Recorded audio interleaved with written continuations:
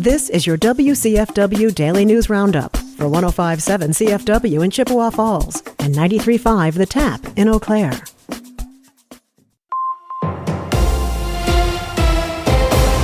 105.7 CFW News, I'm James Kelly.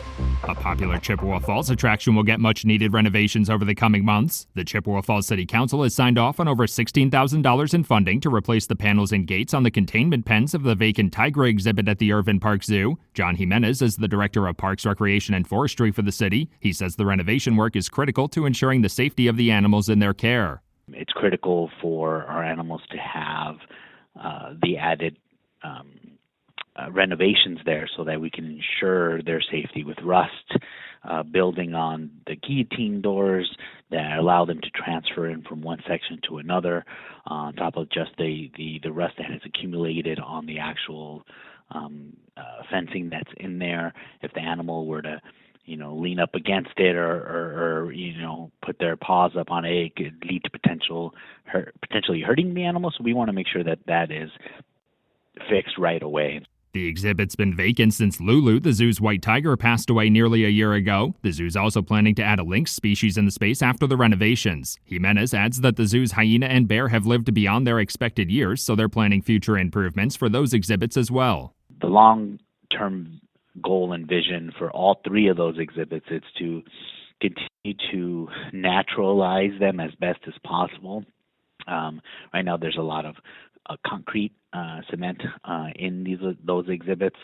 Our goal is to try to put some different type of material there for them to walk on, whether it's pea gravel, dirt, sand, different types of elements there to create a more natural setting for the animals.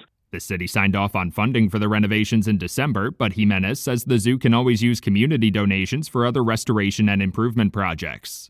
A proposed rule change by the Environmental Protection Agency and U.S. Army Corps of Engineers could leave Wisconsin with less than 800,000 acres of federally protected wetlands. According to a WPR report, the rule change could strip those federal protections for over 80% of the wetlands across the country, including all but 13% of Wisconsin's wetlands. The rule change comes as the result of a 2023 Supreme Court decision that limited the agency's power to prevent pollution of certain wetlands. The court found that only wetlands with a continuous surface connection to relatively permanent waterways like lakes or rivers can be regulated under the Clean Water Act. The proposed rule change would redefine relatively permanent waterways as those that flow during the wet season or year-round. The rule change would affect whether developers need to obtain federal permits for projects near waterways, but Wisconsin Department of Natural Resources officials say those developers would still need to receive state permits. The EPA will accept public comments on the proposed rule change until January 5th.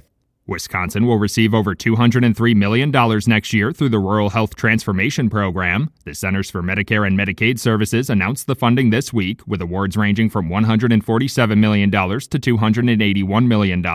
In total, the program will distribute $50 billion in funding over 5 years to support rural health care access. Half of that funding will be split evenly among all 50 states, and the other half is expected to be awarded through a point system. The point system will be based on various criteria, including need, policy innovation, and the potential to deliver measurable improvements. About 20% of the discretionary funding through the program is also dependent on states committing to certain federal policy actions. Addressing rural healthcare access has been a major focus in Wisconsin over recent years, especially in the Chippewa Valley, following the loss of 2 hospitals and dozens of clinics. The Wisconsin Department of Health Services applied for $1 billion in federal funding to support rural healthcare access in November.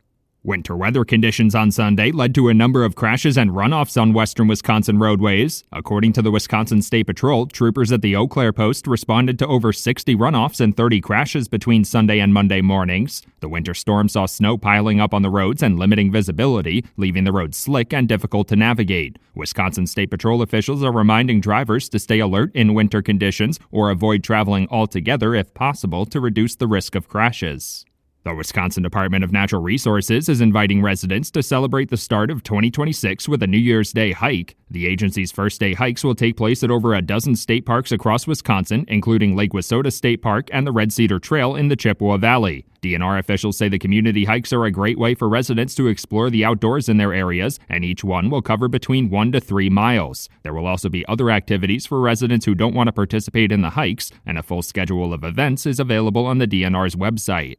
The city of Menominee is reminding residents to be careful of what they put in the trash following the holidays. In a social media post, city officials reminded residents that many electronics are banned from Wisconsin landfills, especially items with screens and computer components. Those electronics that cannot be placed in a landfill can be recycled at various locations, including Recycle Services in Menominee and First Choice Computer Recycling in Eau Claire. Some larger electronics may require a fee for recycling.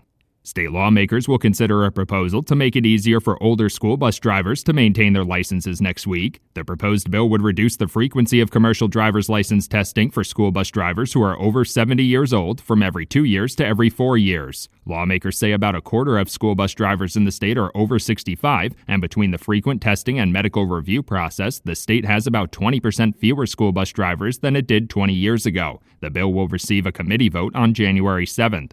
For 105.7 CFW News, I'm James Kelly.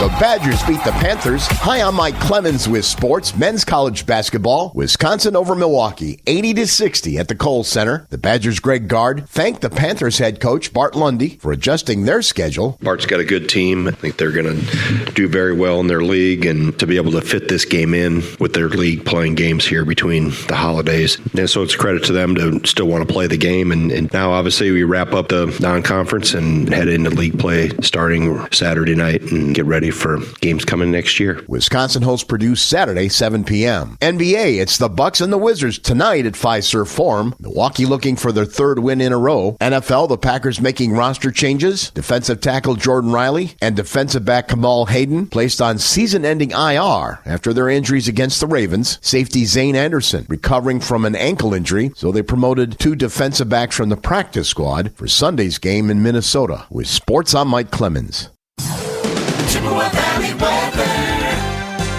A little light snow this morning, gradual clearing this afternoon with temperatures in the mid to upper teens early on, but we are going to drop through the day into the single digits by late afternoon. Tonight, mostly clear. We're going to drop to around 2 to 3 below. Tomorrow, mostly cloudy, a little light snow with a high near 12. I'm meteorologist Sean Cable. Currently, it's 28. That's your WCFW and the TAP Daily News Roundup from Civic Media. Subscribe to this podcast on Spotify, Apple, or wherever you find your podcasts. Find more news at WCFW.FM or thetap.fm.